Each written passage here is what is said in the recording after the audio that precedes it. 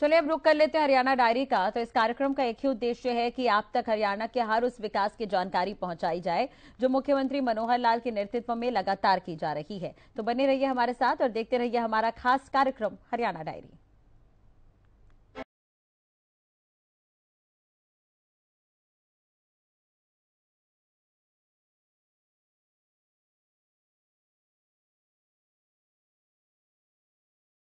नूंह में कल यानी कि 31 जुलाई के दिन काफी हंगामा हुआ। दंगाइयों ने काफी उत्पात मचाया। आसपास के जिलों तक भी हिंसा की आंच पहुंची, लेकिन इस मामले में मनोहर सरकार तुरंत एक्शन मोड में दिखाई दिए और समय रहते स्थिति पर काबू पा लिया गया। इस मामले में मुख्यमंत्री मनोहर लाल ने आज हाई लेवल बैठक बुलाई, जिसके बाद मुख्यमंत्री मनोहर लाल ने कहा कि सुनियोजित साजिश के तहत यह हिंसा हुई है, किसी भी उपद्रवी को बख्शेंगे नहीं।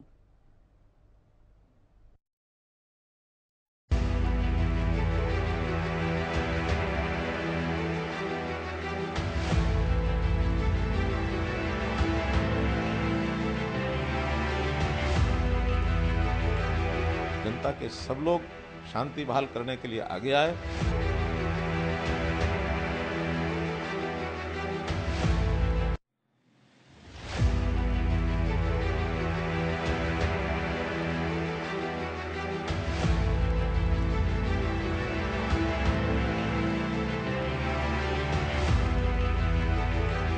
जनता के सब लोग शांति बहाल करने के लिए आगे आए। हरियाणा का नूंह मेवात प्रदेश का सबसे संवेदनशील क्षेत्र हिंसा के चलते देश भर में चर्चा का विषय बना। सावन का सोमवार तारीख 31 जुलाई और हिंदू संगठन के कार्यकर्ताओं की शोभा यात्रा जो यहाँ हर साल होती है और शांतिपूर्ण तरीके से होती है, लेकिन इस बार नूंह में इस यात्रा के दौरान काफी हंगामा हुआ। 2 होमगार्ड समेत 5 लोगों की अब तक मौत की जानकारी सामने आ चुकी है। बड़ी संख्या में निजी और पुलिस के वाहनों को आग के हवाले किया गया। इस मामले में तुरंत सरकार हरकत में आई। दंगा होते ही आसपास के जिलों की पुलिस को बुलाकर स्थिति पर काबू पाया गया और केंद्र के अर्धसैनिक बलों की 20 कंपनियों को भी बुला लिया गया। अब स्थिति पूरी तरह से काबू में है। इस मामले में हरियाणा की मनोहर सरकार लगातार एक्शन मोड में है। खुद मुख्यमंत्री मनोहर लाल ने दोपहर 1 बजे एक हाई लेवल मीटिंग बुलाई। इस मीटिंग में गृह मंत्री अनिल विज भी मौजूद रहे। प्रदेश के मुख्य सचिव, पुलिस महानिदेशक समेत तमाम प्रशासनिक अधिकारी बैठक में मौजूद रहे।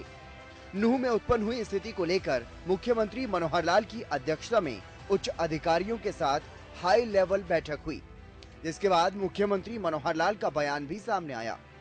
नूंह में उत्पन्न हुई स्थिति पर हाई लेवल बैठक के बाद मुख्यमंत्री मनोहर लाल ने कहा कि यह घटना दुर्भाग्यपूर्ण है। घटना की सूचना मिलते ही वरिष्ठ पुलिस अधिकारी और प्रशासन को तुरंत मौके पर भेजा गया। फिलहाल नूंह समेत सभी जगह स्थिति सामान्य है। उन्होंने बताया कि हर साल निकलने वाली एक सामाजिक यात्रा पर कुछ लोगों ने पत्थरबाजी और पुलिस को भी निशाना बनाया। सुनियोजित और षड्यंत्रपूर्ण तरीके से यात्रा को भंग किया गया, जो बड़ी साजिश की तरफ इशारा करती है। मुख्यमंत्री ने नागरिकों से अपील की है कि वो शांति बहाली के लिए आगे आएं। मुख्यमंत्री मनोहर लाल ने कहा कि अभी तक कई एफआईआर दर्ज की जा चुकी हैं। 70 लोगों को हिरासत में लिया गया। कुल 5 लोगों की मौत हुई है, जिनमें से 2 पुलिस के होमगार्ड और 3 सिविलियन हैं। नूंह से बाहर के लोग जो इस घटना में शामिल थे, उनकी पहचान की जा रही है। किसी भी उपद्रवी को बख्शा नहीं जाएगा। देखिए, कल जो 31 तारीख को नूंह में घटना हुई, बहुत ही एक दुर्भाग्यपूर्ण घटना है। इस घटना के होते ही जब हमको पता लगा तो हमने अपने पुलिस के सब उच्च अधिकारियों को, डीजीपी साहब, ADG CID, ADGP law and order और अन्य आसपास के जिलों से भी पुलिस फोर्स को तुरंत वहाँ रवाना किया। दोपहर 2 बजे के आसपास की ये घटनाएं हैं। घटना इस प्रकार हुई कि वहाँ समाज की एक यात्रा जो हर वर्ष निकलती थी, उसका आयोजन किया जा रहा था और कुछ लोगों ने एक षड्यंत्र रच करके उस यात्रा पर आक्रमण करना शुरू किया और आक्रमण न केवल यात्रा पर बल्कि पुलिस के ऊपर भी वो लोगों ने किया, जिसके परिणाम स्वरूप यात्रा को भी भंग किया गया और बहुत से स्थानों पर आगजनी की घटनाएं हुई, गाड़ियां जला दी गई। निश्चित रूप से एक बड़े षड्यंत्र का कहीं न कहीं हिस्सा लगता है। अब काफ़ी मात्रा में मैं कह सकता हूं कि पुलिस ने और जो केंद्र सरकार की ओर से हमने निवेदन किया था, वहाँ से जो केंद्रीय सुरक्षा बल 16 कंपनीज वहाँ पहुँच चुकी हैं। 30 कंपनीज हरियाणा पुलिस की भी वहाँ पहुँची हैं। इन सब ने नूह में स्थिति को सामान्य किया है। आसपास के जिलों में भी छुटपुट घटनाएं जो हुई थी, चाहे वो पलवल की हैं, गुरुग्राम की हैं अथवा फरीदाबाद की हैं, उन सब पर काबू पा लिया गया है। सब जिलों में शांति स्थापित इस समय की गई है। फिर भी एहतियात के तौर पर वहाँ कर्फ्यू लगाया गया है। कुछ जिलों में 144 धारा भी लगाई गई है। सारी नज़र रखी जा रही है। जो लोग इस षड्यंत्र में नूह से बाहर के भी शामिल हुए हैं, उनको निश्चित रूप से पहचान करके उनके खिलाफ कार्रवाई की जाएगी। अभी तक सब मिलाकर 44 के आसपास एफआईआर हुई हैं और 70 लोगों के खिलाफ अभी नामजद उनको किया गया है, उनको हिरासत में लिया गया है। छानबीन के बाद जो भी दोषी लोग होंगे उनके खिलाफ सख्त कार्रवाई की जाएगी। किसी भी उपद्रवी को बख्शा नहीं जाएगा। और जिन लोगों का नुकसान हुआ है, जानी नुकसान हो या माली नुकसान हो, अभी तक जानकारी है कि 5 लोगों की मृत्यु हुई है, जिसमें 2 पुलिस के कर्मचारी हैं और 3 सिविलियन हैं। इन सब को चाहे जानी नुकसान अथवा माली नुकसान है, इन सब को मुआवजा ज़रूर दिया जाएगा। और मैं अपील भी करता हूं कि जहां जहां इस प्रकार की घटनाएं हुई हैं, जनता के सब लोग शांति बहाल करने के लिए आगे आए।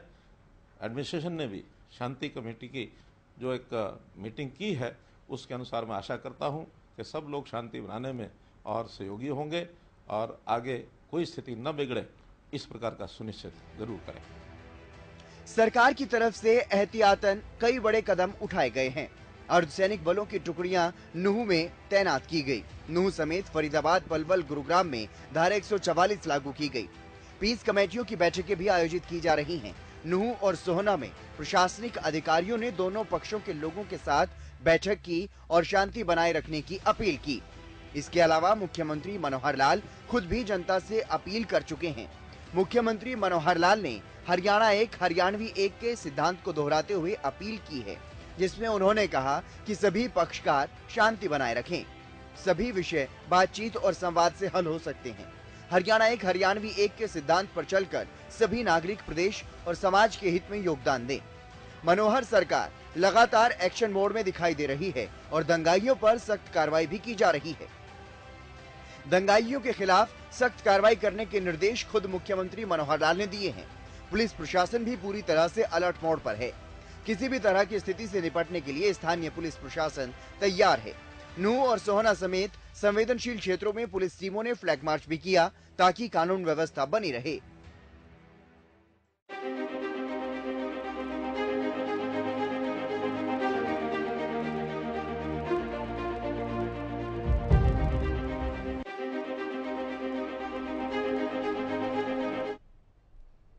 मुख्यमंत्री रविवार को रेवाड़ी जिले के धारूहेड़ा में उद्यम संवाद कार्यक्रम के दौरान उद्यमियों व संबंधित अधिकारियों से सीधा संवाद कर रहे थे। मुख्यमंत्री का हरियाणा राज्य औद्योगिक एवं अवसंरचना विकास निगम लिमिटेड के अधिकारियों समेत औद्योगिक संगठनों के प्रतिनिधियों ने अभिनंदन किया।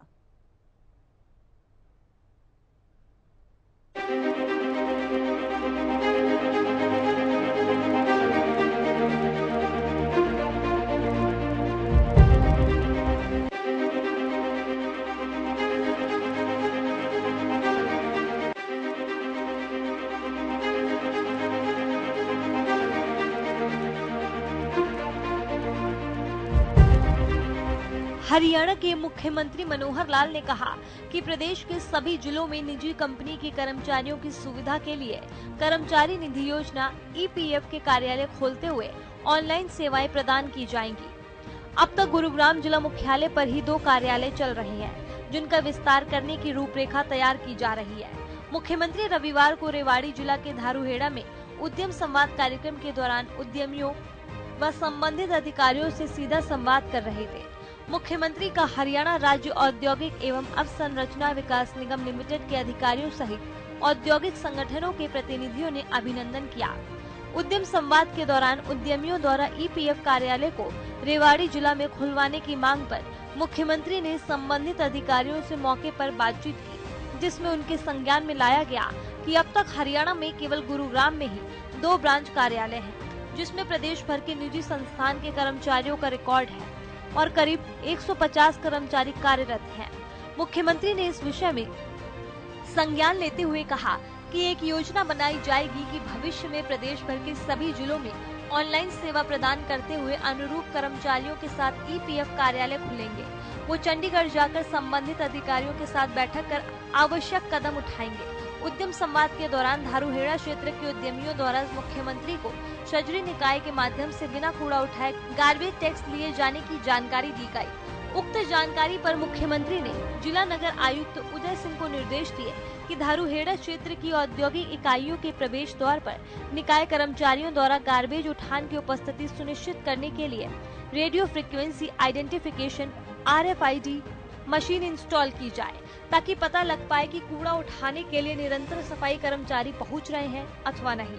बैठक में मुख्यमंत्री ने कहा कि हरियाणा प्रदेश विकास के क्षेत्र में अग्रणी बन रहा है और औद्योगिक निवेश होने से विकास के नए रास्ते प्रशस्त हो रहे हैं। बैठक में धारूहेड़ा, बावल व रेवाड़ी क्षेत्र के उद्यमियों ने मुख्यमंत्री मनोहर लाल द्वारा पिछले 8.5 साल में उद्योगों के विकास व उद्यमियों को दी जा रही सुविधाओं के लिए आभार व्यक्त किया। सीएम मनोहर लाल ने इस दौरान जनसंवाद के बाद प्रेस वार्ता भी की। इस दौरान सीएम मनोहर लाल ने भर्तियों को लेकर कहा कि सरकार इस पर काम कर रही है। मैं रेवाड़ी कल जाऊंगा, जो चीजें प्रत्यक्ष सामने आएंगी उस पर विचार करेंगे। लेकिन हाँ, भर्तियों में थोड़ा सा कोविड के कारण से गैप आया था, उस गैप को भरने के लिए अब हमने ग्रुप ए की, बी की स्टाफ, हमारा जो HPSC वो भर्तियां कर रहा है लगातार, सी की और डी की हमने कंबाइन करके एक साथ भर्तियां करने का एक विषय शुरू किया है, जो अब इस अगले 5 और 6 तारीख को उसके जो एग्जाम है वो शुरू हो रहे हैं। लगभग 1 महीने में ये 18-20 दिन लगातार एग्जाम जो चलेंगे, एक एक दिन छोड़ के आगे पीछे करके, और इसमें 35,000 के लगभग ग्रुप सी की भर्तियां ये हो जाएंगी। और उसके तुरंत बाद लगभग 14,000 जो ग्रुप डी की भर्तियां हैं वो होंगी। इससे पहले हमने ग्रुप डी की एक बार 18,000 इकट्ठी की थी एक साथ, तो इसलिए 18 वो हो गई थी, 14 बी हो जाएंगी, 32 और 32 ग्रुप सी की होंगी। और इसके अलावा जहाँ कमी पड़ती है वहाँ हम HKRN के माध्यम से भी लगातार जिस किसी को डिपार्टमेंट को जरूरत होती है, तो 1 साल के लिए उनको हम संख्या उपलब्ध कराते हैं। नई भर्ती होने तक उनको काम करने के लिए अवसर मिल जाता है। धन्यवाद। सीटी का एक मसला है, आपकी सरकार ने फेयर जॉब बीच में कोई जो है लोग पक्षी भी कहते हैं कि बिना खर्च पर्ची नौकरी मिली, लेकिन सीटी पे 4 गुना वाला मसला एक बड़ा यूथ है जो रह गया, उसके चलते कहने के आप तक भी मसला पहुंचा नहीं रहा नहीं है। देखिए, सबको फ्री होते हैं फार्म भरने के लिए। 11 लाख कुछ लोगों ने फार्म भरा, किसी को रोका नहीं। उसमें से एक कट ऑफ मार्क्स होते हैं, उसको पास करने के लिए वो लगभग 3 लाख कुछ लोगों ने उसमें पास किया। हमने तो नहीं, वो तो उन्होंने पास किया।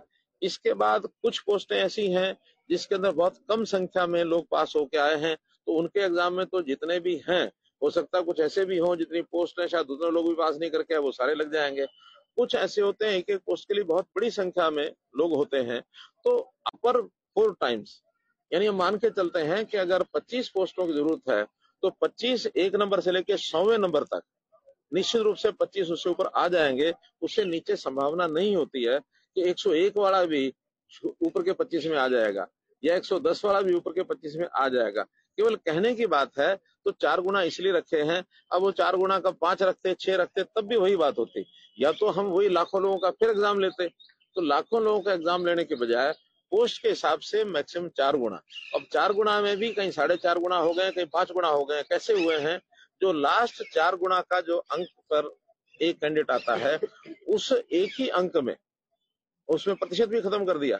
मानो 55 पॉइंट जितने भी प्रतिशत हैं वो सारे 56 के अंतर्गत ला करके उन सबको चांस दे दिया है। मानो अगर 4 गुना में 112 थे और उसी 112वें पर 25 लोग हैं, तो 25 को मौका दे दिया। वो 112, 25, 137 हो गए। तो इसलिए कहीं भी 4 गुना नहीं रुका, कहीं 4.5, कहीं 5, लेकिन बड़ी मात्रा में लोगों को हमने दिया है। कुछ लोग ऐसे हैं जैसे किसी बाल की खाल निकालने के लिए, मिनमेक निकालने के लिए करते हैं, वरना 4 गुना के अंदर अंदर 1 गुना यानी शुरू में 25% लोग हमने छांटने हैं, वो उसके अंदर आ जाते हैं क्योंकि मेरिट पर नौकरी है। अगर कोई सिफारिश पर नौकरी लगनी होती तो 8 गुना वाला भी ले आता, वो लास्ट वाला भी ले आता। लेकिन 4 गुना के अंदर जो पास अगर नहीं हो सकता, नहीं उसके बाहर रहेगा, तो उसके अंदर आने की संभावना कम होती है, इसलिए किया गया। और ये चूंकि जैसा कहा जाता है ना कि रूल्स जो है गेम के बीच में नहीं बदले जा सकते, ये जिस दिन एडवर्टाइजमेंट हुई थी उसी दिन ये रूल था कि सेकंड एग्जाम में 4 गुना ही बैठेंगे। तो जब उस समय रूल था तो ध्यान उस समय करना चाहिए था। आज जब एग्जाम फर्स्ट एग्जाम हो गया, सेकंड अब आ गया, आज 4 गुना को चलन करने का कोई अर्थ नहीं है। हाँ, आगे अगली भर्ती में हम फिर विचार करेंगे इसको 4 गुना करना कि 5 गुना करना कि 6 गुना करना कि सबको अलाउ करना। ये आगे कोई भर्ती होगी तो हम उसके विचार करेंगे, लेकिन अभी तो जो 4 गुना का नियम बनाया था वो बीच में अगर चेंज करेंगे फिर कोई दूसरा आदमी कोर्ट में जाके सारी भर्तियां रद्द करा सकता है। भर्ती ठीक से हो जाए, इसमें कोर्ट्स का भी कई बार मसला होता है, वो ध्यान करते हैं, तो हम भर्तियों को सफलता से करना चाहते हैं, यही हमारा उद्देश्य है, इसके अलावा और कुछ नहीं। सीएम मनोहर लाल ने धारूहेड़ा में की समस्या को लेकर भी कहा कि इसे लेकर सरकार गंभीर है और राजस्थान सरकार से बात की जा रही है। यहाँ की एक बहुत बड़ी समस्या धारूहेड़ा और खास करके जो भिवाड़ी से पानी आता है, एक बड़ी समस्या यहाँ की है और वर्षों की लटकी हुई है।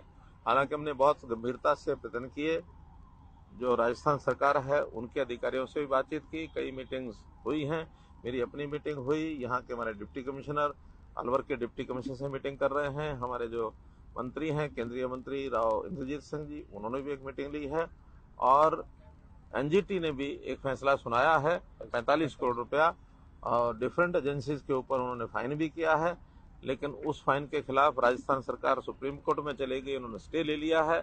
हमने थोड़ा सख्ती भी दिखाई है, अब तो एक एफआईआर भी की है। परसों रात को मेरी स्वयं सीएम राजस्थान से बातचीत हुई थी, कल उनके अधिकारियों ने हमारे अधिकारियों से बात भी की है, बल्कि आज के लिए उन्होंने कहा कि हम कोई ना कोई एक आश्वस्त करने के लिए एक लेटर भी आपको देंगे, मुझे लगता है वो लेटर देंगे। सीएम मनोहर लाल ने जन संवाद के दौरान कई समस्याओं को दूर किया है और सरकार की उपलब्धियों को गिनाया है। इसके अलावा सरकार की तरफ से भरोसा दिलाया गया कि तमाम काम किए जा रहे हैं जो जनता के हित में है। सीएम मनोहर लाल खुद इसकी मॉनिटरिंग कर रहे हैं।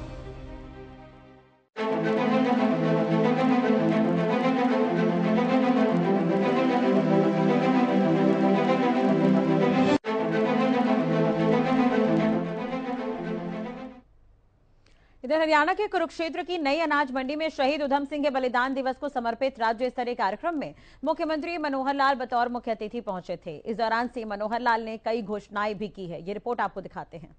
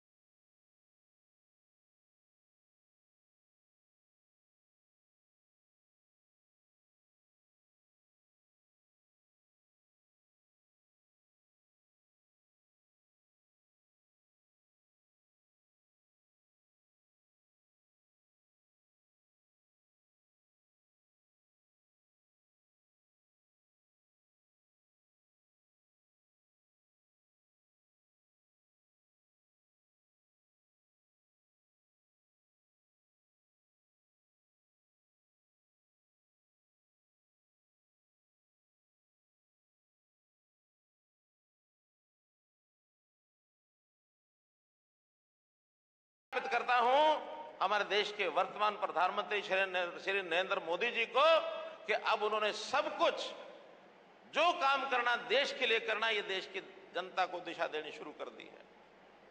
उन्होंने कहा देश पहले, इंडिया फर्स्ट, बाकी सब बाद में। आज हम एक भी कदम आगे उठाते हैं तो हम सोचते हैं कि इसमें हमारे देश का भला है कि नहीं है, और अगर देश का भला करना है तो जो सरकारें हैं, चाहे हमारी केंद्र की सरकार है चाहे हमारी प्रदेश की सरकार है, हमको जनहित में सारे काम करने होंगे कि जनता को हम कैसे आगे बढ़ाएं, और जनता अगर आगे बढ़ती है तो देश अपने आप आगे बढ़ता है। अब जनता में भी बहुत वर्ग हैं, अलग अलग, गरीब भी हैं, अमीर भी हैं, मध्यवर्गीय भी हैं। पंडित दीनदयाल जी से किसी ने पूछा कि अगर आप देश को सुखी देखना चाहते हो तो आपका प्रोग्राम बताइए कि आपका क्या प्रोग्राम होगा आगे जा करके, क्योंकि उस समय विपक्षी दल के अंदर वो राष्ट्रीय जन महासचिव थे। राष्ट्रीय महासचिव होके नाते पार्टी अगर कहीं राज्य में आती है तो क्या प्राथमिकता होंगी, ये हमारे पत्रकार ने जब पूछा तो उन्होंने कहा कि देखिए, समाज का अंतिम व्यक्ति, समाज की अंतिम बिरादरी, समाज का अंतिम जो पिछड़ा हुआ इलाका, काम के नाते, व्यवसाय के नाते जो ऐसा वर्ग जिसके व्यवसाय को आगे बढ़ाना आवश्यक है, जब तक इन सब नीचे से लोगों को बढ़ा करके आगे नहीं बढ़ाएंगे तब तक समाज सुखी नहीं हो सकता। हमारा सबका दायित्व है, जो हमारे पीछे रह गया उसको साथ लेके आगे बढ़े, ये हमारी जिम्मेवारी है। इसको कहते हैं अंत्योदय। ये बात तो ठीक है, हर कोई आज आगे बढ़ना चाहता है, लेकिन आगे बढ़ने में एक होता अपने साथी को, पीछे वालों को भी कहें आओ आगे बढ़ो, और एक होता है जो आगे चले गए उनको पकड़ के पीछे खींचो, मैं आगे बढ़ जाऊं। हम प्रतियोगिता करें, हम कंपटीशन करें, लेकिन सबको साथ लेके जो पीछे रह गए उनको आगे बढ़ाने के लिए भी आगे बढ़ाएं। ये नहीं है जो आगे बढ़े हुए उनको पकड़ो, उनको बिठाओ, उनको खींचो, टंगड़ी मारो, फिर हम आगे बढ़े। ये स्वस्थ प्रतियोगिता नहीं है। मित्रों, भाइयों बहनों, इन महापुरुषों के बलिदान से हमको बहुत सी शिक्षाएं मिलती हैं। इनके विचार को समाज के जन जन तक पहुंचाना ये हमारा काम है, हमारा दायित्व है। जब हमने सरकार बनाई, लोग जातिवादी की बहुत बात करते थे, उसी आधार पर राजनीति भी करने लगे थे। हमने कहा ये राजनीति अच्छी नहीं है। हमने एक नारा दिया था उस समय, हरियाणा एक, हरियाणवी एक। हम सब हरियाणा के लोग हैं जहां तक अपने प्रदेश का विषय है। अगर देश का विषय तो हम सब भारतीय हैं, हम देश के नागरिक हैं। अपनी इकाई के नाते से हम आगे बढ़ेंगे तो सबको, सबका भला भी होगा, सब साथ चलेंगे, एकता के सूत्र में बांध कर हमको चलना चाहिए। यही देशभक्ति है। और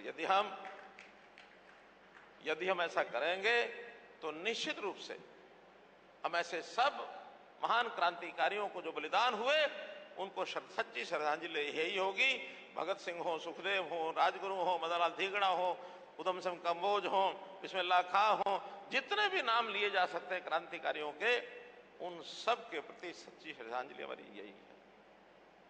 तो भाई बहनों, हमने सरकार की योजनाओं में बहुत सी ऐसी चीजें की हैं कि हरियाणा सरकार ऐसा मानती है कि हमारे साधनों पर, संसाधनों पर सबसे पहला अगर अधिकार है तो वो गरीब का है। गरीब को हम कभी भी सरकारी खिड़की पर बुलाने के बजाय योजना ऐसी बनाएंगे कि सरकार उनके घर पर जाकर के उनकी जरूरतों को पूरा करे, चाहे वो उनकी शिक्षा है, चाहे उनका स्वास्थ्य है, चाहे उनकी सुरक्षा है, चाहे उनका स्वाभिमान है, चाहे उसका स्वावलंबन है। सब चीजें सुशासन के माध्यम से उन तक पहुंचाई जाए, ये हमने सरकार में एक बीड़ा उठाया है। अगर एक स्वस्थ समाज को बनाना है, एक अच्छी सोच के समाज को बनाना है, तो हमको क्राइम खत्म करना होगा, हमको करप्शन खत्म करनी होगी, और हमको कास्ट बेस्ड पॉलिटिक्स इसकी भी समाप्ति करनी होगी। तो भाई बहनों, ये सारी बातें एक विचार के नाते आपके सामने रखी है। मैं जरूर मान के चलता हूं कि आज के इस अवसर पर आप जरूर कुछ ना कुछ विचार करेंगे। मुझे इस बात का गर्व है कि समाज के सब लोग पहले अपने समाज में, फिर बाकी सब लोगों के अंदर जा करके भी समाज सेवा के बहुत से काम करते हैं, और उसमें सब लोग कुछ ना कुछ अपने प्रयत्न करते हुए कोई ना कोई केंद्र स्थान भी बनाते हैं। उन केंद्र स्थानों पर समाज की धर्मशालाओं के नाम से पुकारा जाता है। जैसे अभी मुझे बताया गया कि कंबोज धर्मशाला हमारी कुरुक्षेत्र में निर्माणाधीन है।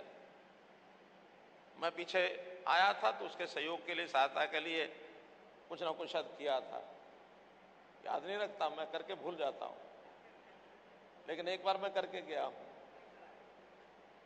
एक बार करके गया हूं।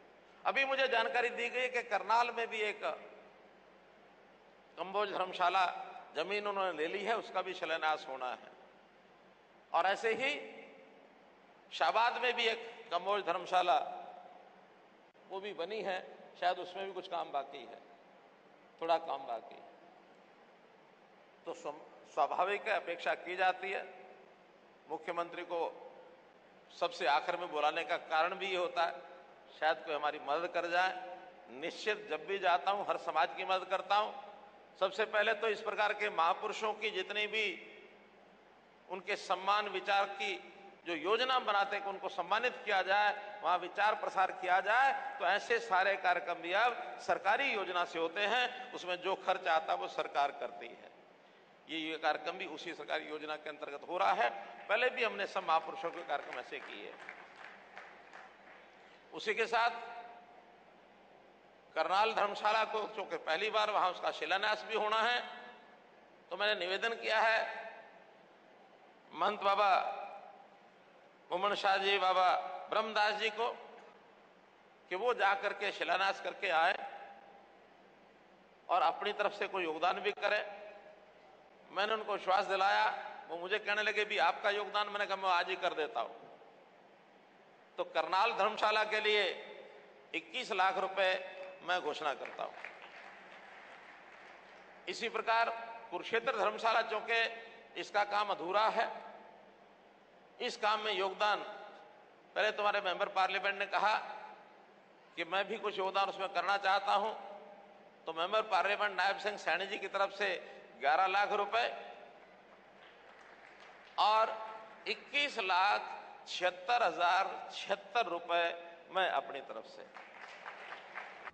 सीएम मनोहर लाल ने आगे कहा कि हमें ऐसे महान सपूतों से प्रेरणा लेनी चाहिए। आजादी के मतवाले के बलिदान को पूरा देश कभी भुला नहीं सकेगा। हम सभी को मिलकर देश को मजबूत बनाना है और अमर शहीदों के बलिदान को व्यर्थ नहीं करना है। इस दौरान सीएम ने कम्बोज समाज की मांग पर कई घोषणाएं की।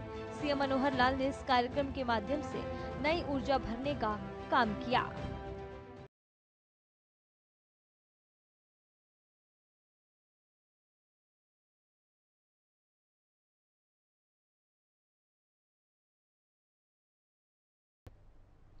चलिए इसी के साथ ही हरियाणा डायरी में आज के लिए बस इतना ही। खबरों के लिए आप देखते रहिए हरियाणा न्यूज। नमस्कार।